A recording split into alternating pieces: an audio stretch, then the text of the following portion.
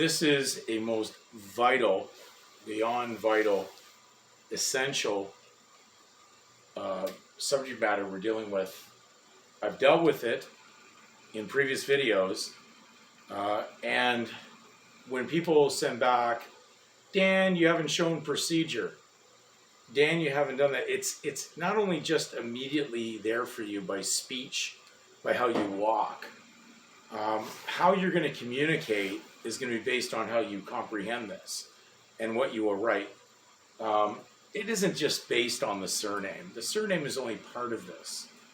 That's part of what makes you part of the beast of Revelation. It's all connected. So when we're going down these paths, I'm just doing my best to share with you research I found within the meanings of the words, going into Scripture, researching what the words mean in the original, basically translation that was taken from, at least if I'm taking it from the Greek text, what we'd find in the Strong's Concordance, and then looking at the word, what does it mean? And then taking it into the English, and then looking at the English word too, to see if things are matching up, and then go from there. But I find what's happening is there's a very complacent group that, not to judge everybody who emails me, it's just that there's a complacent group that seems to be in there sitting on their laurels, actually thinking that it's just gonna, things are just gonna happen for them without doing something. If you're sitting in commerce right now and you're engaged in it, you're paying rents, this, that, you're still in. You're not out yet. Depending on also how someone is in that. But I'd say 99% of the population that sends me an email are personally involved because they're claiming private interest to the public, which is the problem right off the top. That's what's merging you and engaging you in the unequal yoking with unbelievers. So would God provide an escape clause? Now, what a wonderful thing that someone who was so well versed in the Roman civil law had the most to say with most of the books. And a lot of people have passed out that Paul is a heretic, that Paul's writings are erroneous. You know why they say that? Because they're in the wrong understanding and knowledge of Scripture. They've been mentally led down trails by monkey idiots from the religious system that basically has put up arguments because they don't like or they don't understand what Paul's saying. Now, Peter, who commented on Paul, clearly stated, Paul's writings are hard to understand. He didn't say Paul was a heretic. It appears there was a little bit of controversy between Paul and Peter because of Peter's wanting to adhere to many things that were part of the Judaism, the Talmudic system of the Pharisees, that had still influenced him. And Paul was correcting him into what was going to encompass the entire world of those that came in as believers and were coming out of that system. And so therefore there was a problem going on at that time. This may be, to a lot of people, veering off of what we're talking about, but it's an understanding to go where I'm going, because I'm offending a lot of people in mainstream Christianity because they don't have the meat and potatoes. They barely have the milk of the Scripture. And so they're throwing things out there that have no at all lead to what Christ provided in the escape. He provided the escape of the prison of sin, guilt, debt. So could there be an escape clause? Well, let's look at 1 Corinthians chapter 10, what Paul talked about. This is a man who became a believer, a devout disciple of Christ, called himself even a slave of Christ, if you have the proper translation. Not a servant, not a bondservant. He was a slave of Christ. And he was a bond slave, not a bond servant. And therefore, he was the property of Jesus Christ based on his election to accept. Now, when we go to 1 Corinthians chapter 10, verse 13, it says, well, we'll go to 12. Therefore, let him that thinketh he standeth take heed lest he fall. Well, let me tell you, the notwithstanding clause could really apply there, because there's a lot of people think they have standing, and it appears that they're about to fall. And it could be a hard fall against a legal rulership run by the authorization of God, who allows them to jurisdict over their own unbelieving Gentile consenting members. And there's Christians out there supporting these bad protest events, and they're going to find out what notwithstanding means, because you don't even have standing in the legal sense, even if you want to be a member, because they can pull the plug on you at any given time, because the legal standing or title you use doesn't belong to you. So now when we go to so it says, verse 12, wherefore let him that thinketh he standeth take heed lest he fall. Then verse 13 says, there hath no temptation taken you, but such as is common to man.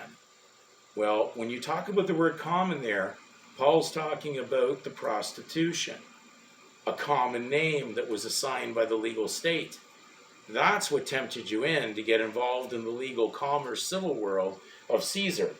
And it says, but God is faithful, who will not suffer you to be tempted above that ye are able. Interesting what the words are there. But above what ye are able. Now, when they talk about the surname, they said the surname is the name over and above the Christian name. So it's above in the legal world. It's in superior position when you're participating in it. You can't call out in God's name when you're playing both sides. So it's a very severe temptation when you're involved in it. You've been warned about it in this scripture and in others. So it says, but God is faithful, who will not suffer you to be tempted above that ye are able, but will with the temptation also make a way to escape, that you may be able to bear it. Now, it's interesting when you look at the documents people carry, passports and whatnot, it says bearer on it. So when you get to the point that you can't bear the burden, and burden is defined in Black's law for the word last is defined as burden, that's the burden of proof. Every time you use that name, you got to prove that you have the title to it and the right to it, and you'll never win, because it's just something granted you for use. It's not your absolute title, it's conditional. It's conditional that you're willing to pay the fee, the fine, and everything that's attached to it. So it says, wherefore, so right there it says, wherefore my dearly beloved, flee from idolatry. Immediately, it's dealing with this warning of idolatry, which is hired servant wages, right into the commerce definition. It's all over the scripture in the New Testament dealing with that. Why is it there? It's dealing, why is ID involved? Identification. Why do we have these terms? Why do all these things all relate to that you sold yourself to the devil? You sold yourself out for a piece of commerce. And so you sold out your relationship with God. And that would be deliberate suicide at that point, willful suicide. And that's why costume, custom, all lead to the etymology of the word suicide right after it. And so the cover-up named truth is a fictitious title, which you have to consent to take that on. So could there be an escape clause? Is there an equitable solution to this? Well, look at conscience, which means knowledge of God. It's the highest level in the understanding of court or anything that goes on there. And only you could bring yourself to good conscience. When you're operating in the legal fiction, you're in bad conscience. You're in bad faith, not good faith. So we're going to go to a couple definitions. So I'm going to bring you into the definition of escape. Let's look at the word escape. What does it mean? Escape, in its etymology, to leave one's cloak behind. Now, it's interesting when you're dealing with the term equity or conscience to get a remedy, it says that equity will not allow a statute to be used as a cloak of fraud. Well, fiction is a fancy word for fraud. So therefore, when you're looking at the statement of birth record that starts the process off in the framework of the legal constitution, it says that it would not allow, because statute law runs the civil registration system. That is a statute. So the vital statistics acts worldwide that run birth registration are under statute law. And it says in equity, a statute will not be allowed to be used as a cloak of fraud when you're going down the direction of fairness and equity and conscience being the knowledge of God. Now, when we look at the Genesis account, we were dealing with man entering sin, debt, and guilt. And what happened in there is very cyclical to the choice. Are you going to go down the road that's forbidden? Or are you going to go down the road that's from God, truth? So when we're looking at the statement of birth record, legal fiction is like the knowledge of the tree of good and evil. It's entering into something, and what did it say immediately when they touched that tree? Oh, they want to be gods just like us. They wanted something that wasn't theirs. It was a covetous direction. Touching something was forbidden, which leads into, of course, idolatry. And idolatry is you just became a god. You're making self-worship. You made an image of yourself, so to speak. And now you are now taking over the superior of God. So all the world we live in, these IDs, these pictorial renderings of ourselves, saying that we can run our own lives, that we're going to run this, it doesn't work in the legal, and it certainly doesn't work in the spiritual. It's pure idolatry when you go into what it is. So this record is really the beginning of understanding, would God put a conscience clause or being ordaining the higher powers according to Romans 13? Would he be controlling a choice factor, an elective choice between good and evil? Okay, whether the child's given name is placed on there or not, the child hasn't acted on it yet, because in legal, in order to act on the legal, that would start at age 18. Uniquely, that's 666, 18, mark of the beast, and you take the 1 and the 8 and you get 9, and then all these social security numbers are all based on a 9-digit sequence by chance. So when we see the connection here and having elective choice, people think that this document was giving them a go-ahead. In actual reality, it was an inducement, yes, but there's nothing on here that actually sealed their fate, because the seal, as you can see on this document, is outside the frame. Even the government's waiting to see what choice you will make, because they haven't sealed the inside or the contents. If they had sealed it, it would have been more of a direction that they took responsibility for the two names being joined together, the two jurisdictions. So they would have been giving you a go-ahead as a stranger, as we mentioned in the previous videos, that's dealing with you being a stranger to the contract. Are you a stranger in truth to a contract of fiction? Absolutely. Are you acting as a surety for a stranger to the covenant of God? Yes, because you're walking in for something that has nothing to do with spirituality or truth. It's the things of the inducement of Satan's occult world. So we're going to go actually to a conscience clause that's I only found this in Black's 10th Law Dictionary. I went through the 3rd, I went through the 4th. I didn't find it. I don't have a 5th handy, but I'm going to read you conscience clause out of Black's Law, 10th edition. And it says, conscience clause, a legislative, which means statute, a legislative provision that allows a person to claim an exemption from compliance, usually on religious freedom grounds. Wow, that means something to do with spirituality. That means you have a way out that other people don't. So I bring you to Matthew 6:24, where Christians are admonished under their charter, you cannot serve God and mammon. It's a cannot. It's not a go ahead. You can't do both. It's one or the other. Cannot means it's impossible. Look up impossibility in contract law. For a Christian to participate in the commercial world of Satan, it's an impossibility. I didn't lay down the rules. That's laid down right there in Scripture. I don't care whether all these Christian faiths out there say it's okay. they're full of complete manure because they're not reading the scripture properly. And I don't have to be a theologian with 20 years of study to understand the word cannot. Cannot means impossible. So if I said you cannot serve John and Fred, you don't think you can serve a little bit of John and Fred. You wouldn't moonlight. But these moonlighting registered faiths all believe they can do that. So we have a situation here. Where is then the escape clause? Well, an escape clause is based on moral conscience, to not do something you believe to be morally wrong. When we go to the case I mentioned, and I brought it up under the table of contents out of an Ontario Court of Justice, that was based on someone thinking that they could stick their given name into the legal system to get themselves out of something on the legal, and it doesn't work. Because the legal system is opposite to grace.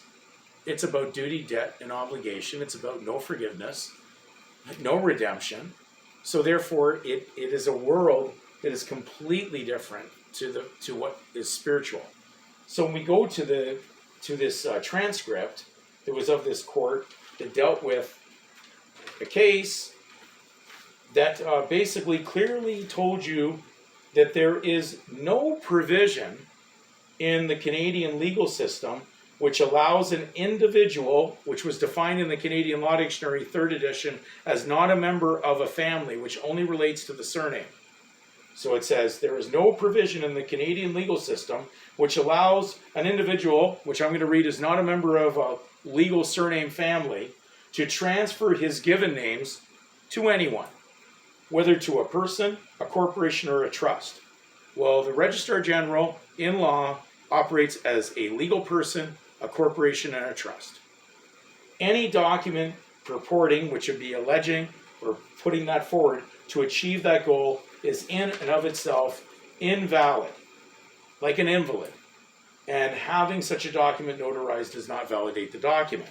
So therefore, I don't care where you were registered or where it appears that the birth registration occurred, your given name is not transferable. Transferable means alienable.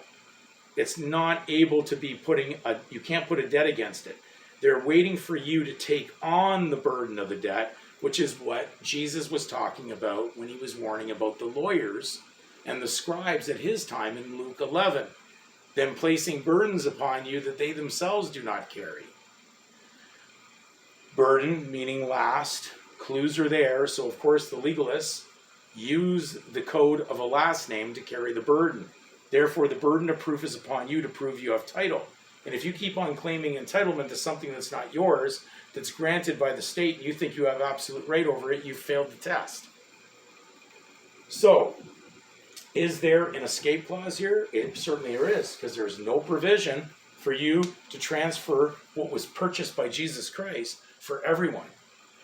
The clicking little problem here on this is, the minute you step into the mire of the legal side, and you take on by consent and elect to take on the burden and become a member unequally yoked with unbelievers, which now leads to the issuance of what we call the birth certificate bond, because they would need to bond you because now you're involved in something that has risk.